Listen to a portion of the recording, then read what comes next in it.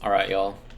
This one is for my most recent grads. Anyone in junior year? Oh fuck. Anyone in junior year looking to secure that internship? Anyone looking to get those jobs that are really contested right now? You know, in this awful job market with AI and robots taking all of our jobs away. But yeah, let's talk about applying first of all. You know, I've done it so many times where it's become like rinse and repeat for me. And then to make this one a little bit interesting, I think I'm gonna do this pistol only. But it's a pretty good pistol, so hopefully we can get some good kills. But when it comes to applying, what I've learned in this day and age, it's now a numbers game. I remember I applied to like 70 internships before even one of them reached out back to me. And then it wasn't until I applied to like 90 that I actually secured one. And then after that, I believe I applied to 100 jobs before I even got like an interview. So keep a spreadsheet, be detailed. You know, you want to put it in Excel, you want to put it in Google Sheets, any program or software that just helps you keep track of it. What I'd recommend doing in each column, the job position, what the title is, and then the next column, the company it's for, the next column, the date you applied for it, next column after that. So the status, so I remember mine was pending, rejected, pending interview, or first interview, second interview, whatever the status was. And then anyone you maybe reached out to, either email, that guy right there? Yeah, it is. Either email or cold calling, cold applying, anything like that. Any just contact that you have outside of like HR or something. But that's the first part. Be organized and be intentional. Don't just apply because it's I'm just gonna apply to any job that I get. Be intentional to what you're applying to, because there's so many people applying these days that employers just have so many people to choose from. In this sense, it's like simple economics, supply and demand. They have hundreds, if not thousands, of people to applying to all these jobs. So of course they're gonna pick the cream of the crop. They're gonna pick the LeBrons of the applicants. What the fuck was that? But yeah, so if you're a marketing major, you can't be applying to like finance jobs. If you're a design major, you're not gonna get any like med jobs.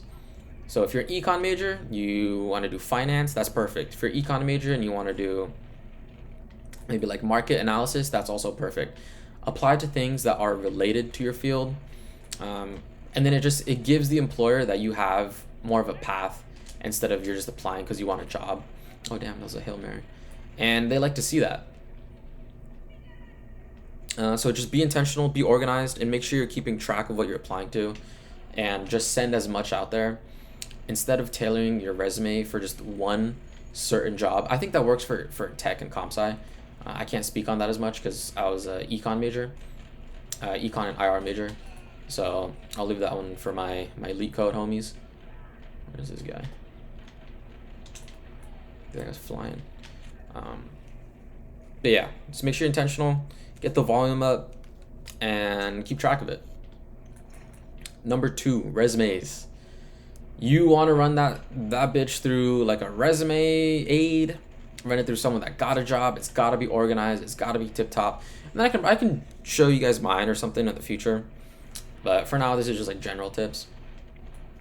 But make sure your resume is organized, and then tailor it to whatever job you're applying to. If you're applying to market analysis and you invest in stocks, put that on there. Put stocks in your hobbies or interest list. Yahoo Finance, brokerage enthusiast. I know that's kind of cringe, but like whatever you can to get any leg up on anyone that's applying. And then let's talk about experiences. Yeah, you do want some extracurriculars on there, so you want to be in leadership positions for anything that you're doing, even if it's just for a club. If your club has like 3 members, but say you founded it, you put that on there. Founded a club. Say you guys did a fundraiser, founded a club and networked with local businesses grossing over X amount. You know, don't lie. Companies really like to see hard numbers. I remember one time I raised around like $60,000 for an international tournament that I had for my club. And they ate that up like fucking butter, dude. Like they liked it. They like raw numbers. They like the data. Like they like to see things that they can quantify instead of just stories. Guys, I know in your mind, what you did makes a lot of sense to you. But if you put it in numbers, which is like a universal language that everyone can understand. It just helps them comprehend the grasp of what you were doing. Yeah, it makes it more clear. Everyone these days is talking how Gen Z can't communicate well, how they have no interpersonal skills. They're kind of just hating on us, even though like boomers and millennials are the ones that cause this awful market.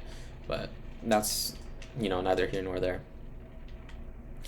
So on your resume, tailor your experiences, elaborate, don't lie. Oh my God, don't lie, but like stress your truth. I remember one time I got us some flight deals because I was calling multiple airlines for my club saying that, hey, we're a club, we're poor, we're college students, we're trying to travel for a tournament, give us a deal. Like 6 of them said no, but then one of them said yeah, and I was like, oh shit. So that shows consistency, shows networking skills, shows business skills, negotiation skills. And at the end of the day, I saved the club money. And I think that story probably got me a few interviews, to a few next step interviews. I did end up getting all the positions I got using that story, so it worked out for me.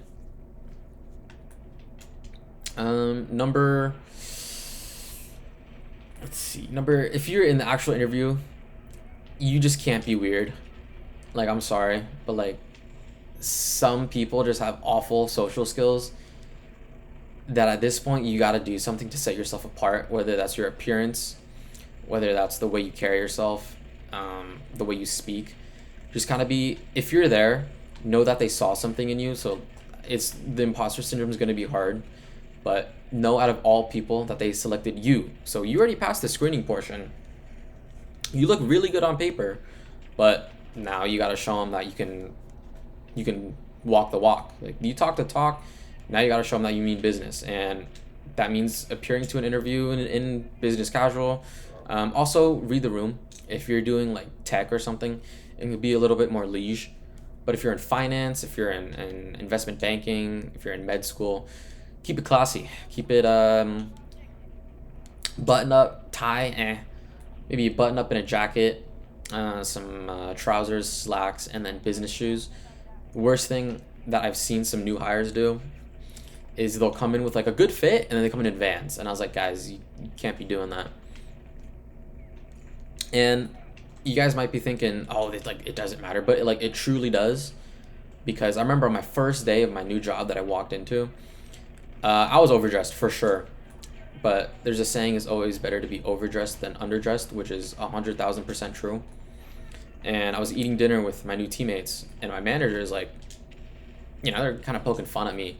They were like, oh, I knew you were the new guy right from your shoes, because I was wearing like Cole Haan business shoes, and everyone else just had like, Reeboks on or Hoka's. That's the new like corporate shoe, I feel like. Actually, yeah, I've seen a lot of Hoka's. But they were telling me, yeah, I could tell from his shoes that you were the new guy. And then the senior manager chimes in. He's like, but you know what? I'm glad you're wearing those compared to like jeans and a hoodie. And I was like, trying to lighten the mood. I was like, no way, people come in here with jeans and a hoodie. He's like, I've seen it before. So I'd rather you come in dressed like this than jeans and a hoodie. And that's just like small brownie points. So I know it may not seem like a lot, but it is for my guys out there. Clean shaven. If you have facial hair, keep it tidy. If you have long hair, keep it well maintained, keep it trimmed up. Nails is another big one. Make sure you're trimming your nails, and just make sure you're being like a decent human being. You don't want to be smelly and gross and like not wearing deodorant. Don't be that guy. Every office has that guy. Don't do that. So that's like more for like first day things, but in the interview, you want to keep it short, keep it punchy. I can give you one of the best things I've ever said to when someone asks me, so tell me a little bit about yourself. One of the hardest questions, because it's kind of all up to you. Like, what am I supposed to tell you? Like my KD ratio, like, yeah, I got a 3.0 in like Black Ops 2. You can say anything you want. Of course, it depends on what you're applying for. But something that I did, I said, let me tell you a little bit about myself academically and personally. So you tell them the university you went to, tell them your majors, tell them what extracurriculars and leadership positions you have at your university. And then professionally, this is where you put in a little bit of your experience. what you've done, what company it was for, your duration there. Touch up on projects. Make sure you tell them, yeah, I was doing this project, save this much money. And then when they ask you follow-up questions, they'll probably dive in a little bit deeper into that. But once you do it more than enough, it kind of becomes kind of like a game. It becomes kind of fun. I remember I interviewed so much where for me it was just kind of like, oh, let's see what I can like say this time, and see what way I can twist my experience to make it fit the narrative that their company's telling. If you're if you're shy, can't do public speaking, fair. Neither could I. I'd had a lot of help from my dad, who ran through interviews with me for hours. But it might be hard, but just grab a camera, go to the mirror, and just talk. If it's an in-person interview, make sure you're not like you're in a swivel chair. Make sure you're not swiveling the chair so much. Make sure you're not like bouncing your knees up and down. I'm not saying to be a robot, like be a human, but just show them that like you mean business, you know? Going back to it, you pass the paper side. On paper, you look like a catch, you know? But you got to talk the talk this time. And it's going to be hard, especially you've never interviewed before, but it's just like riding a bike, you know? Once you learn it, it becomes easier. The more you do it, the more comfortable you are with it. So it is just a process. One thing I wanted to touch about, that probably a lot of most recent grads and young people, the amount of negative news that we're seeing about the job market, how bad it is, given the recent political stuff with like Trump and all these trade deals he's making with China and the EU. Apparently they added 104,000 jobs. Don't quote me on that. I saw that in a headline. But, you know, adding on that, the reason I bring that up is because if you take in too much of this negative news, it's just going to be a constant feedback loop of, oh, why am I even trying? There's no jobs in the first place. None of my friends have jobs, so why do I want to get a job? You don't want to get stuck in that. It's like TikTok too. If you keep, you know, going on TikTok and it's nothing but people making fun of each other and negative news, it can't be good for you. So just remember, you know, you kind of want to look at like the statistics. I remember I asked ChatGPT one time, I asked it, I keep seeing all these negative headlines about job markets, but like how bad is it really? And they were like, you know what, it's bad. It's hasn't been this bad in a while, but it's not as bad as people think and make it out to be. So don't become too discouraged by everything you see online and all these headlines and things like that. But this is just a brief overview of some quick tips. I can go really in depth, and this is a really small channel. I'm kind of just doing this for fun. But if anyone is a recent grad and you're majored in econ or IR, anything political, and you want to shoot me a comment, I will help you. You know, maybe brush over your resume, brush over interview skills. Because now I'm getting interviews left and right. I feel like when you have a job, all the employers just know.